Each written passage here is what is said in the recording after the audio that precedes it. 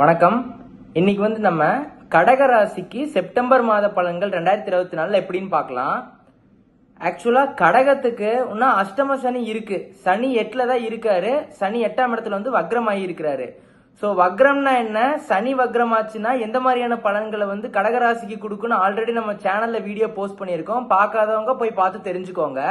வக்ரம் அப்படின்னா என்ன அப்படின்னா ஜென்ரலா ஸ்மாலா கவர் பண்ணிடுறேன்.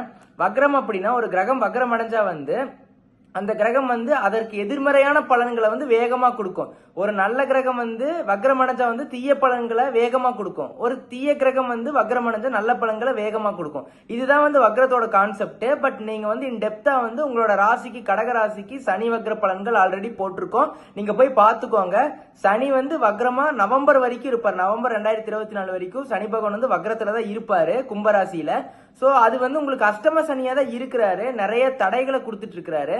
So first job, career and business கடகராசிக்கு எடுத்துட்டா, கடகராசிக்கு 8ல சனி பகவான் இருக்கிறாரு, அஷ்டம சனியே இருக்கிறாரு.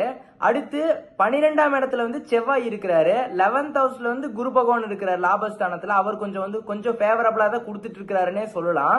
அடுத்து 3rd ஹவுஸ்ல கேது பகவான் இருக்கிறாரு. மந்த் ஸ்டார்டிங்ல இருந்து 18th வரைக்கும் செப்டம்பர் 1ஆம் தேதியில இருந்து 18ஆம் தேதி வரைக்கும் சுக்கிரன் நீசம் ஆயிருப்பாரு 3rd ஹவுஸ்ல.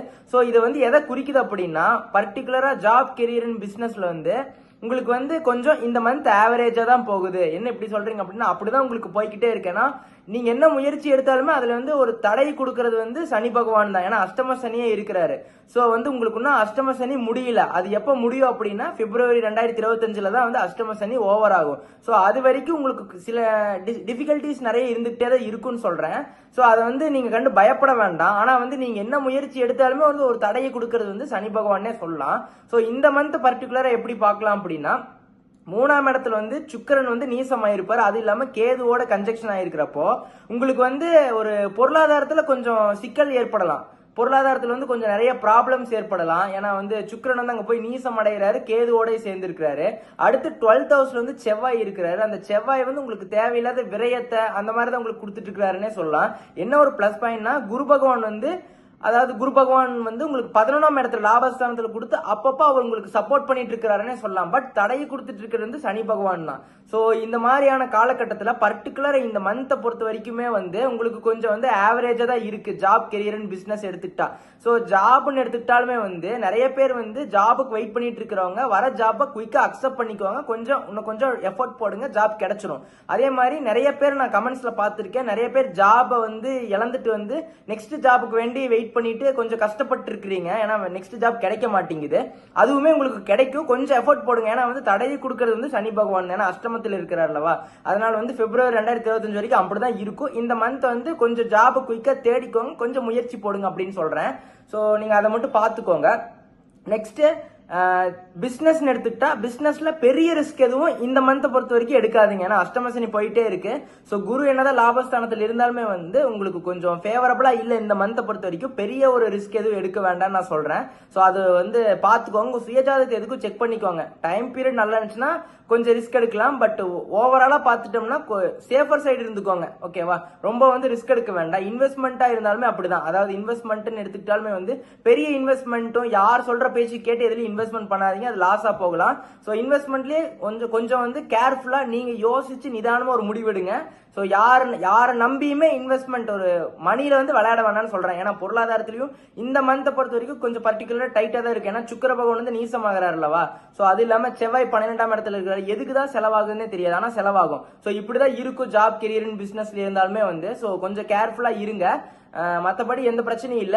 நான் ஒரே ஒரு பாயிண்ட் தான் சொல்றேன். அஷ்டம சனி ஒன்னும் முடியல. சோ அது வரைக்கும் நீங்க கொஞ்சம் கேர்ஃபுல்லாவும் கொஞ்சம் நிதானமாவும் கொஞ்சம் கவனமாவும் இருக்கணும். சோ கேர்லெஸ்ஸா இருந்துட்டு இழுத்தடிச்சிருவாரு சனி பகவான். சோ அதனால இப்படி பயப்படுத்தல. ஆக்சுவலா அப்படிதான். சோ அதனால நீங்க அது சனி பகவான் பார்த்துட்டே இருப்பாரு. எந்த விஷயத்துல கேர்லெஸ்ஸா இருக்கோம்னா அதுல அவனை இழுத்து அடிச்சிடலாம் அப்படின்னு இருப்பாரு. சோ அதனால நான் என்ன சொல்ல வரேன்னா, நீங்க எல்லா விஷயத்திலுமே கேர்ஃபுல்லா ஒரு ஸ்டெப் எடுத்து பண்றப்போ சனி பகவானே வந்து ஓகே இவன் வந்து கொஞ்சம் தெளிவா இருக்கா அப்படின்ட்டு போயிடும். இது வந்து உங்களுக்கு வந்து ஒரு ஒரு ஒரு சோதனையா பார்க்காம ஒரு பாடமா பாருங்க. இந்த இந்த டைம் பீரியட்ல நீங்க என்ன பண்ணுனீங்க அப்படிங்கிறத ஒரு சோதனையா பார்க்காம அது ஒரு பாடமா எடுத்துக்கோங்க. அது ஒரு லெசனா எடுத்துக்கிட்டீங்கன்னா நெக்ஸ்ட் வர லைஃப்ல வந்து அது உங்களுக்கு ஒரு ஒரு நல்ல ஒரு அனுபவத்தை கொடுக்கும்னே சொல்லலாம். அனுபவத்தை தான் கொடுத்துருக்கு.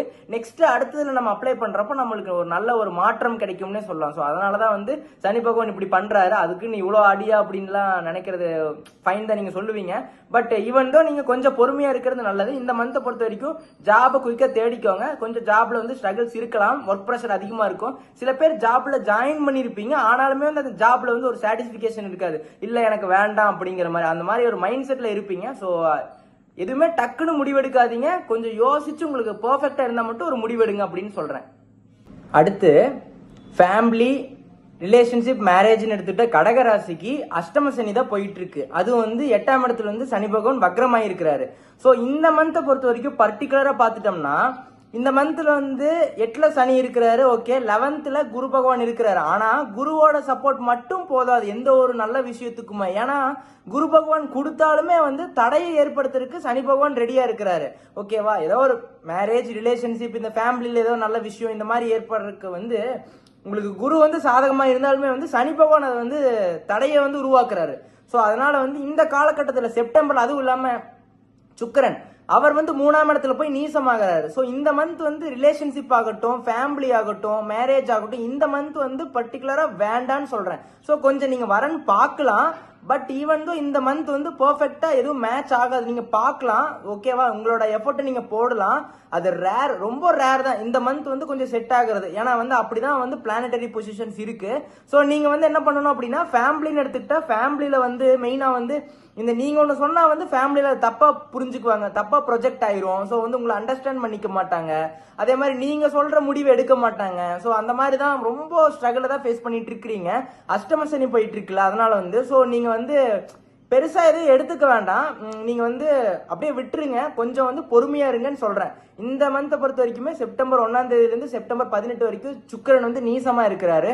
ஸோ அந்த டைம்ல வந்து ரிலேஷன்ஷிப்ல இருக்கிறவங்களாகட்டும், மேரேஜ் பண்றவங்களாகட்டும், இந்த டைம் வந்து ரொம்ப சாதகமான டைம்னு சொல்ல முடியாது, ஓகேவா. குரு வந்து 11ல சப்போர்ட் பண்ணாலுமே வந்து சனி பகவான் இந்த சுக்கிரன் நீசமா இருக்கிறாரு, அது கேதுவோட சேர்ந்து இருக்கிறாரு 3rd ஹவுஸ்ல வந்து. ஸோ அப்படி இருக்கிற காலகட்டத்தில் வந்து நீங்க என்ன பண்ணணும் அப்படின்னா நீங்க வந்து அமைதியா இருந்துக்கிறது பெர்ஃபெக்ட். எந்த ஒரு முடிவையும் டக்குன்னு எடுக்க வேண்டாம், ஓகேவா. மேரேஜ் ஆகட்டும், இந்த ஒரு ஃபேமிலி விஷயத்துல ஏதோ ஒரு நல்ல ஒரு நிகழ்ச்சியை வந்து பிளான் பண்ணனாலுமே வந்து இந்த டைம் பீரியட் வேண்டாம் அப்படிங்கிறது கடைசியில தடையெல்லாம் போய் முடியும், தடையை தான் கொண்டு வந்து கொடுக்கும். ஸோ அப்படி இருக்கிறப்போ டைம் தான் வேஸ்ட் ஆகும். ஸோ அதனால நீங்க வந்து ரொம்ப ஃபுல்லா ஃபோக்கஸ்டா இருங்க. உங்க லைஃபை எடுத்துட்டு போங்க. தேவையில்லாம வீண் வாக்குவாதத்துல ஈடுபட வேண்டாம் இந்த டைமை பொறுத்த வரைக்கும், ஓகேவா. ஸோ அப்படிதான் பிளானட்டரி பொசிஷன்ஸ் இருக்கு. ஸோ அதனால வந்து இன்னும் ஒரே ஒரு விஷயம், அஷ்டம சனி இன்னும் முடியல. ஸோ அது வரைக்குமே வந்து நீங்க கொஞ்சம் பொறுமையா ஃபேமிலியில எந்த ஒரு மனஸ்தாபங்கள் இருந்தாலுமே வந்து அதை வந்து கடந்து போறது ரொம்ப நல்லதுன்னே சொல்றேன். அடுத்து வந்து ரிலேஷன்ஷிப்னு எடுத்துக்கிட்டாலுமே வந்து அந்த அளவுக்கு வந்து உங்களுக்கு ஏன்டா ரிலேஷன்ஷிப்ல வந்த அப்படிங்கிற மாதிரியான ஒரு தாட் இருக்கும், ஏன்டா வந்தோம் அப்படிங்கிற மாதிரி. ஏன்னா அண்டர்ஸ்டாண்ட் பண்ணியிருக்க மாட்டீங்க, மியூச்சுவல் அண்டர்ஸ்டாண்டிங் இருந்திருக்காது, சின்ன சின்ன விஷயத்த பெருசாக்குவீங்க. ஸோ இந்த மாதிரியான காலகட்டத்தில் அப்படிதான் திங்க் பண்ண வைக்கும். ஒன்னா உங்க சைடு இல்லைன்னா பார்ட்னர் சைடு யாராச்சும் ஒரு சைட்ல வந்து இந்த மாதிரி நிறைய ப்ராப்ளம்ஸ் கிரியேட் ஆகும். ஸோ வந்து தேவையில்லாம குழப்பங்கள், நிறைய கன்ஃபியூஷன்ஸ் நிறைய வரும். ஸோ அதனால வந்து இந்த டைம் பீரியட் பொறுத்த வரைக்கும் பர்டிகுலரா நீங்க வந்து கொஞ்சம் அமைதியா விட்டு கொடுத்து போறது ரொம்ப நல்லதுன்னே சொல்லலாம், ஓகேவா. அதே மாதிரி மேரேஜ்ல வந்து இந்த மந்த் வந்து அவ்வளோ சாதகமா இல்லை, பட் முயற்சி செய்யலாம். பட் இந்த மந்த் கொஞ்சம் ஹோல்டு பண்ணிக்கோங்க, நெக்ஸ்ட் மந்த் பாருங்க. இந்த மந்த் பார்க்கலாம், பட் பெரிய மூவ் எதுவும் இந்த மந்த்ல எடுக்க வேண்டாம் அப்படின்னு சொல்றேன், ஓகேவா. பார்த்து வைங்க, பட் நெக்ஸ்ட் பிளான் பண்றதெல்லாம் நெக்ஸ்ட் மந்த்துக்கு தள்ளி போட்டுருங்க. ஸோ அதை நான் அதை வந்து அடுத்து நெக்ஸ்ட் வீடியோல சொல்றேன். பட் இந்த மந்த்தை பொறுத்த வரைக்கும் கொஞ்சம் ஃபேமிலி, ரிலேஷன்ஷிப், மேரேஜ்ல வந்து கொஞ்சம் வந்து உங்களுக்கு அந்த அப்டக்கிள்ஸ் இருக்கும். குருவோட சப்போர்ட் இருந்தாலுமே வந்து அதை வந்து உங்களுக்கு கொடுக்க முடியாத மாதிரி சனி பகவான் பண்ணுவாரு. சுக்கிரனும் நீசமா இருக்கிறாரு, கன்ஃபியூஷன்ஸ் நிறைய வரும். ஏன்னா கேது பகவானோட சேர்ந்து இருக்கிறப்போ குதர்க்கமா யோசிப்பீங்க, அது ஏன் அப்படி யோசிக்கிறீங்கன்னு உங்களுக்குமே தெரியாது. ஸோ வந்து இப்படி இருக்குமா அப்படி இருக்குமா, அங்கே வந்து ஒன்றுமே நடந்திருக்காது. பட் நீங்கள் வந்து அப்படி திங்க் பண்ணுவீங்க, ஃபேமிலி ஆகட்டும், ரிலேஷன்ஷிப் ஆகட்டும், ஸோ எந்த ஒரு விஷயம் ஆகட்டும். ஸோ அதனால வந்து விட்டு கொடுத்து போகிறது ரொம்ப நல்லதுன்னே சொல்கிறேன். ஸோ நீங்கள் வந்து விடாமல் கொஞ்சம் அமைதியாக ஒரு அந்த ஒரு பீஸ்ஃபுல்லாக வந்து பீஸ் வந்து அந்த ஒரு அமைதி வந்து கண்டினியூஸாக அப்படியே வச்சுட்டு ட்ராவல் பண்ணிட்டே வாங்க. அந்த ஒரு அந்த ஒரு அமைதியை வந்து எந்த ஒரு சூழ்நிலையும் கைவிட்டு தேவையில்லாம வீண் வாக்குவாதத்தை கிரியேட் பண்ண வேண்டாம் ஃபேமிலியில. அதை தான் நான் சொல்ல வரேன். ஸோ நீங்க கொஞ்சம் அமைதியாக இருந்துக்கிறது, கொஞ்சம் விட்டு கொடுத்து போறது ரொம்ப நல்லதுன்னு சொல்லலாம் இந்த மந்த்தை பொறுத்த வரைக்கும். பர்டிகுலரா first half of the month வந்து இப்படிதான் இருக்கு. ஸோ கொஞ்சம் விட்டு கொடுத்து போங்க. அதுக்கப்புறம் சுக்கிரன் வந்து 4th ஹவுஸ்க்கு டிரான்சிட் ஆகிறப்ப அது வந்து அவரோட சொந்த ராசி துலாம் ராசியில் இருக்கிறப்போ அப்போ கூட கொஞ்சம் ஓரளவுக்கு ஓகே ஃபைன் சொல்லலாம். But first half of the month ஒரு 15 to 16 தேதி வரைக்கும், ஒரு 17 ஒரு 18 ஒரு 19 வரைக்கும், அதாவது ஆஃப் ஆஃப் த மந்த்ல ஒரு 20 நாள் இப்படியே போயிருக்குன்னு வச்சுக்கோங்களேன். ஸோ அதுல வந்து கொஞ்சம் கேர்ஃபுல்லா இருங்க அப்படின்னு சொல்றேன். ஓகேவா? அடுத்து மாணவர்களுக்குன்னு எடுத்துட்டா கடகராசி மாணவர்களுக்கு எப்படி இருக்கும் அப்படின்னா, இந்த செப்டம்பர் மாதத்துல மாணவர்களுக்குன்னு எடுத்துட்டாவே வந்து புதன் வந்துருவாரு. அவர் தான் வந்து புத்திகாரகன். ஸோ கல்வியை கொடுக்கறது வந்து புதன் பகவான் தான். ஸோ அடுத்து வந்து சூரியன் எடுத்துக்கலாம். ஸோ இந்த ரெண்டுமே நான் ட்ரேஸ் பண்றப்ப என்ன நடக்குது அப்படின்னா, செப்டம்பர் மாதத்துல உங்களுக்கு வந்து புதன் வந்து 23ஆம் தேதி தான் வந்து கேதுவோட இணைவார். அங்க வந்து உச்சம் அடைஞ்சாலுமே வந்து கேதுவோட இணைஞ்சிருப்பாரு.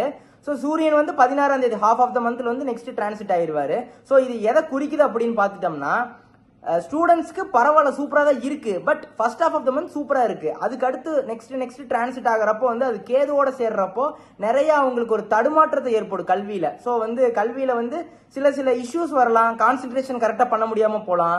ஸோ வந்து நீங்க வந்து உங்களோட மைண்டை வந்து கிளியரா வச்சுக்கணும். படிக்கிறதுனா படிப்பு மட்டும்தான் இருக்கணும். வேற எந்த விஷயமே வந்து மைண்டுக்குள்ள வரக்கூடாது. கேம் ஆகட்டும், இல்ல வேற ஏதாவது டிஸ்ட்ராக்ஷன் ஆகட்டும், எதுவுமே இல்லாம நம்மளுக்கு இந்த வயசுல படிக்கிறது மட்டும்தான் வேலை அப்படின்னா அதை மட்டும் கரெக்டா பண்ணினாவே போதும் அப்படின்னு சொல்றேன். ஸோ நம்ம கஷ்டப்பட்டு படிக்கிறது வந்து நெக்ஸ்ட் நம்மளோட லைஃபை லீட் பண்றதுக்கு தானே. ஸோ அதை நீங்க புரிஞ்சுக்கணும் அப்படிங்கிறேன். ஏன்னா யாரா இருந்தாலும் ஹையர் ஸ்டடிஸ் படிக்கிறவங்களா இருக்கட்டும், இல்ல வந்து நெக்ஸ்ட் காலேஜ் ஜாயின் பண்றவங்களா இருக்கட்டும், இல்ல படிச்சுட்டு இருக்கிறவங்களாகட்டும், யாரா இருந்தாலுமே வந்து இந்த மந்த் வந்து half of the month first ஒரு 15 to 16 நாள் வந்து சூப்பரா இருக்கும். அதுக்கடுத்து புதன் வந்து 23ஆம் தேதி தான் வந்து கேதுவோட சேருவார். அங்க வந்து அவர் உச்சம் அடைஞ்சாலுமே வந்து கேது பகவானோட இருக்கிறப்போ வந்து உங்களுக்கு நிறைய ஒரு தடுமாற்றத்தை கொடுக்கும். எக்ஸாம் இருக்கிறப்போ கூட சில டைம் மறந்துடும். இந்த மாதிரி இருக்கலாம். ஸோ வந்து நீங்க ஃபுல் ப்ரிப்பேர்டா போனாலுமே வந்து அந்த டைம்ல வந்து உங்களுக்கு ஏதோ ஒரு ஸ்ட்ரகிள் இருக்கலாம். ஸோ வந்து first half of the month சூப்பரா இருக்கு. ஓகேவா? அந்த டைமை யூஸ் பண்ணிக்கோங்க.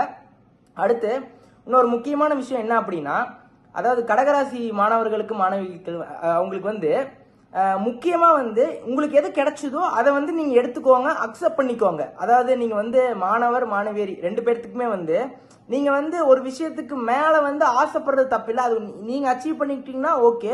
பட் அது இல்லாம வந்து பேரண்ட்ஸை வந்து ரொம்ப வந்து ஃபோர்ஸ் பண்ண வேண்டாம். ஏன்னா அது அந்த காலேஜ் தான் போவேன், நான் இந்த காலேஜ் தான் போவேன். ஏன்னா வந்து நம்ம எஃபோர்ட் எடுக்காம ஓரளவுக்கு நம்ம கம்மி ஆயிட்டாலுமே வந்து நம்ம பேரண்ட்ஸால எவ்வளவு முடியுமோ அதுதான் பண்ணுவாங்க. அதுக்கு மேலேயே நம்மளுக்கு பண்ணிட்டு தான் இருக்காங்க. பட் ஈவன் தான் அவங்க வந்து ரொம்ப டார்ச்சர் பண்ணக்கூடாது. ஓகேவா? நான் இதுல தான் படிப்பேன், நான் இந்த காலேஜ் தான் போவேன், போக மாட்டேன் அப்படிங்கறதெல்லாம் நீங்க விட்டுட்டு, ஏன்னா நான் படிச்சா ஃபாரின்ல தான் படிப்பேன் அப்படிங்கறதெல்லாம் ஃபைன் தான். பட் நம்மளுக்கு வந்து அந்த சூழ்நிலையில வந்து அப்பா அம்மா என்ன கஷ்டப்படுறாங்கிறது புரிஞ்சுக்கணும் அல்லவா?